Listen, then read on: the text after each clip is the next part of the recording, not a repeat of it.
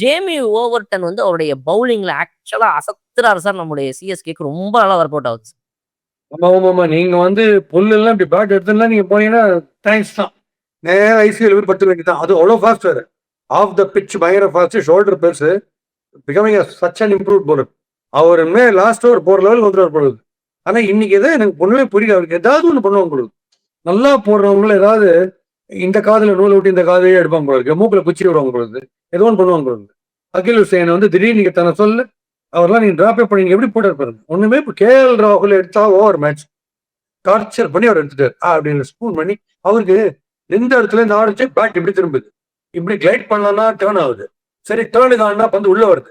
அவர் டோட்டலா மெஸ்மரைஸ் ஆகி என்ன பண்றது ஃபர்ஸ்ட் டைம் பொறுமை எடுத்து இறங்கி சுத்தி பார்த்தேன் கேஎல் ராகுல். இந்த மாதிரி பண்ண மாட்டேன். அது காரணம் அகில் ஹுசைன் தான். அவர் ஆரம்பிச்சு வச்ச அந்த அந்த டார்ச்சர் இருக்கு பாருங்க. அதுக்கப்புறம் அவரால் ஃப்ரீ ஆட முடியல. நான் ஒத்துக்கிறேன், ரொம்ப நல்லா ஹெல்ப் ஆயிடுச்சு பிச்சு நமக்கு. பட் இந்த பெஸ்ட்டை யூஸ் பண்ணல. அவங்க தவறிட்டாங்க அதை பண்றதுக்கு. கூட தானே அது அந்த ஒவ்வொருத்தவங்க ஒரு கேட்ச் தான் எனக்கு ரொம்ப சிரிப்பு. நல்லா பிடிப்பாரு அவரு. அவர் ஒரு கேட்சுக்கு சுத்தின்னு சுத்துதே பூமி அப்படின்னு பாடலாம். பாடி எங்கேயோ கை வச்சுக்கிறார், பால் எங்கேயோ வருது. அதுல கூட சில பேர் ரிங்காரிங்கார என்னதுன்னு எனக்கு புரியல அந்த கேட்ச்.